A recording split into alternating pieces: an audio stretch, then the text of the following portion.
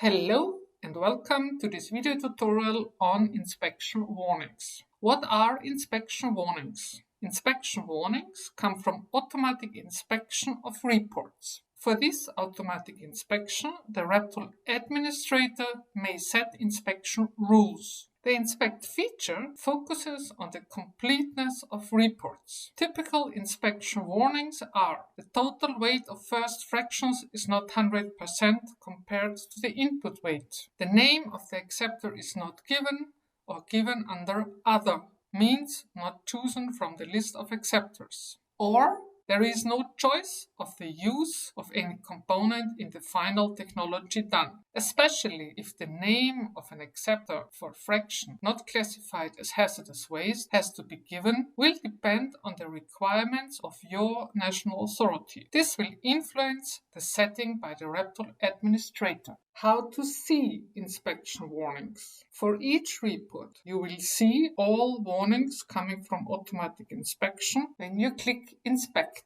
From the list of warnings, you may jump to the issue of warning with using the blue arrow.